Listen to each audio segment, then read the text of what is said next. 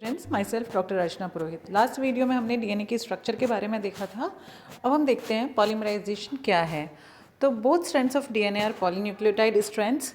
किससे बने हुए होती हैं? दोनों स्ट्रैंड्स जो होते हैं वो न्यूक्लियोटाइड्स के बने होते हैं, इसीलिए इनको पॉलीन्यूक्लियोटाइड्स बोलते हैं। न्यूक्लियोटाइड्स जो होते हैं वो पॉलीमराइजेशन में जाते हैं, जिससे कि न्यूक्लियोटाइड्स की लंबी चेन बन जाती है। ये रिपीटेटिंग यूनिट्स होती हैं। ये आपस में एंड टू एंड आपस में जुड़ी हुई रहती हैं, एक चेन या स्ट्रैंड्स बनाती हैं। एडजेसेंट न्यूक्लियोटाइड्स जो होते हैं आपस में एक दूसरे से फॉस्फोडाइस्टर बॉन्ड्स के द्वारा जुड़े हुए रहते हैं। किस किस के बीच में होते हैं? एक न्यूक्लियोटाइड का 5' और दूसरे न्यूक्लियोटाइड का 3' तो इसीलिए इनको बोलते हैं 5' to 3' डायरेक्शन।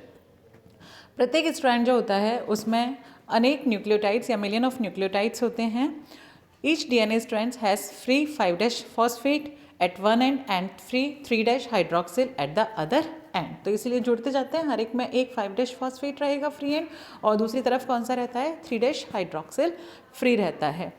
फॉस्फोडाइस्टर लिंकेज जो होते हैं वो डीएनए को पोलैरिटी प्रोवाइड कराते हैं। प्रत्येक स्ट्रैंड में पोलैरिटी पाई जाती है।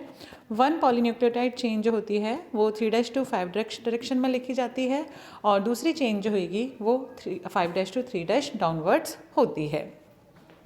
न्यूक्लियोटाइड्स जो होते हैं वो न्यूक्लिक एसिड्स के बिल्डिंग ब्लॉक्स होते हैं। Alternating series of sugar phosphate sugar molecule forms the backbone of the each strand linked by the phosphodiester bond. ये देखो नीचे आपको दिखाई दे रहा है, शुगर फॉस्फेट आपस में जुड़े हुए हैं। ये बैकबोन उसको प्रोवाइड करा रहे हैं। इनके बीच में नाइट्रोजनस बेसिस जुड़े हुए हैं। ये नाइट्रोजनस बेसिस कैसे काम करते हैं? यहाँ पर जैसे स्टेयर केस में स्टेयर्स लगी रहती हैं, वैसे ही नाइट्रोजनस बेसिस जो होते हैं वो जुड़े हुए रहते हैं। आर्थर कॉरेनबर्ग ने ये बताया कि न्यूक्लियोटाइड्स जो होते हैं वो डीएनए के बिल्डिंग ब्लॉक्स होते हैं, एनर्जी रिच होते हैं। इनको हम DATP, DGTP, DCTP and DTTP कह सकते हैं। जेनेटिक इन्फॉर्मेशन इन डीएनए के अंदर जेनेटिक इन्फॉर्मेशन जो होती है 4 न्यूक्लियोटाइड के सीक्वेंस में ही कन्वे होती है। जेनेटिक स्पेसिफिसिटी जो होती है वो 4 न्यूक्लियोटाइड्स जो कि बिल्डिंग ब्लॉक्स का काम करते हैं उन्हीं के आधार पर होती है। 4 बेसिस जो होते हैं adenine, guanine, thymine and cytosis जो होते हैं वो जेनेटिक मैसेजेस को लेकर के जाते हैं। चारगॉफ ने एक रूल दिया था, कई बार एग्जाम में पूछा जाता है। चारगॉफ इक्विवेलेंस रूल क्या है? 1950 में एरविन चारगॉफ ने एनालाइज किया था और डीएनए के कॉम्पोजिशन के आधार पर एक रूल दिया था। डिफरेंट ऑर्गेनिजम्स का उसने एक्सपेरिमेंट किया, किसके द्वारा? पेपर क्रोमेटोग्राफी के द्वारा। Exact ratio the 4 nucleotides vary from species to species. उसने ये बताया कि चारों न्यूक्लियोटाइड्स का रेशो जो होता है स्पीशीज़ टू स्पीशीज़ वेरी करता है।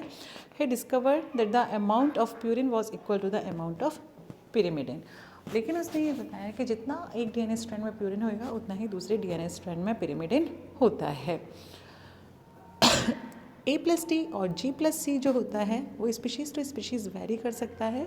जैसे ह्यूमन स्पर्म में 1.62 होता है, यीस्ट के अंदर 1.79 होता है, बैक्टीरियोफेग्स के अंदर 1.86 होता है।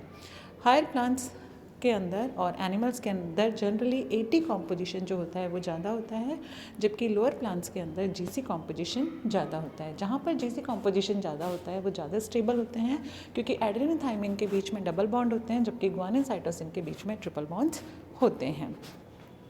एक्सरे क्रिस्टलोग्राफी क्या है? एक्सरे क्रिस्टलोग्राफिक स्टडीज़ के द्वारा डीएनए की 3 डायमेंशनल स्ट्रक्चर का पता लगाया गया था। ये किसने? Based on x-ray crystallography data provided by Wilkins, Rosalind, Franklin and others. Now a famous pair of American scientist James Watson and Crick proposed a model for DNA structure in 1953 in the journal Nature. Watson and Crick को 1962 में इसके लिए Nobel prize मिला था। इन्होंने ये Wilkins के साथ शेयर किया था। Invested x-ray diffraction photographs of DNA.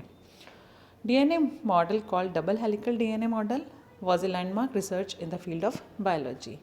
It provided explanation for base composition, DNA replication and its biological properties. Double helical structure of DNA क्या है? Watson and Crick model of DNA has the following characteristic features. DNA molecule consists of 2 polynucleotide strands twisted around each other to form double helix. Two polynucleotide chains are held together by weak non covalent bonds between pair of bases. तो DNA molecule जो होता है उसमें दो polynucleotide chain होती हैं, आपस में एक दूसरे से गुथी हुई रहती हैं। दोनों पॉलीन्यूक्लियोटाइड चेन्स जो होती हैं वीक नॉन कोवेलेंट बॉन्ड्स के द्वारा आपस में जुड़ी हुई रहती हैं। प्रत्येक न्यूक्लियोटाइड जो होता है पॉलीन्यूक्लियोटाइड चेन का वो फॉस्फेट शुगर बेस कंपोनेंट से बना हुआ होता है। जैसा कि हम पहले ही देख चुके हैं, न्यूक्लियोटाइड किससे मिलकर बने होते हैं? फॉस्फेट शुगर, डीएनए है तो डीऑक्सीराइबोज, आरएनए है तो राइबोज शुगर। न्यूक्लियोटाइड इनसे मिलकर के बने हुए होते हैं। प्रत्येक स्ट्रैंड जो होता है वो alternating sugar and phosphate molecule से मिलकर बना होता है। बेसिस जो होते हैं इस हेलिक्स की एक्सिस पर परपेंडिकुलर जुड़े हुए रहते हैं। बेस पेयर्स जो होते हैं वो एक दूसरे के ऊपर स्टेप्स, जैसे स्टेयरकेस के स्टेप्स होते हैं उनके जैसे दिखाई देते हैं। Double helical molecule of DNA, adenine हमेशा जो है वो थाइमिन के साथ जुड़ेगा, साइटोसिन हमेशा ग्वानिन के साथ जुड़ेगा।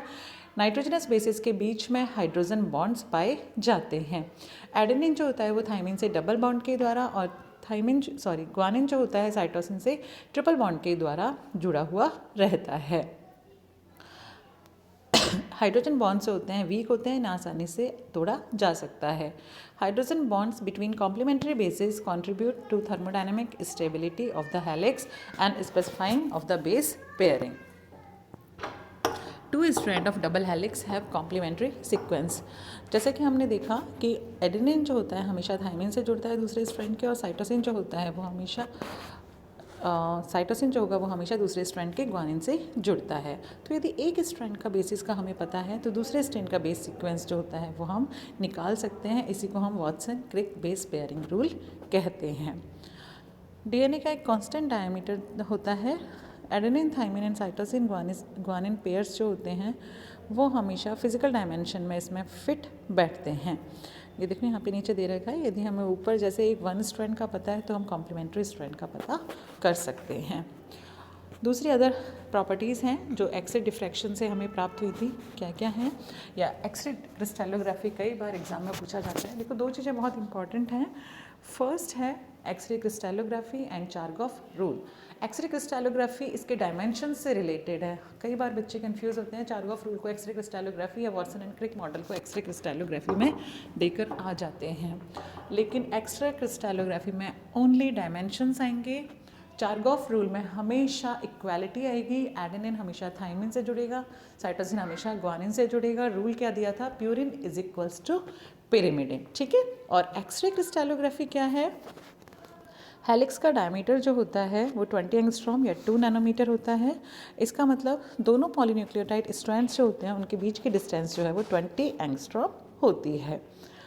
सेकेंड पॉइंट क्या है? Distance between two adjacent base pairs is 3.4 angstrom. तो एक के अंदर, क्योंकि एक हेलिक्स जो है उसका एक कॉइल जो है उसकी लेंथ कितनी होती है? 34 एंगस्ट्रॉम।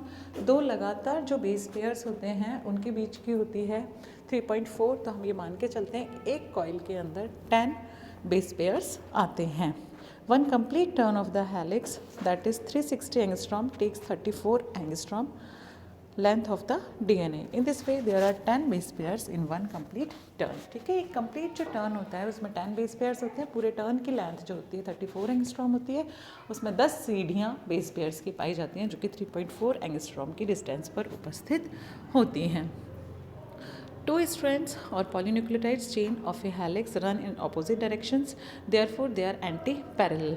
One strand जो होगा हमेशा 5' to 3' polarity रखेगा, जबकि दूसरा strand जो होगा वो हमेशा 3' to 5' polarity रखेगा। इस प्रकार से 10 base pairs जो होते हैं complete turn बनाते हैं। Helical coiling of two strands around the common axis is right-handed. Such a DNA is called B-DNA. Clear? तो ये थी डीएनए की structures. Next types of DNA जो हैं वो हम नेक्स्ट वीडियो के अंदर देखेंगे। क्लियर? Thank you students.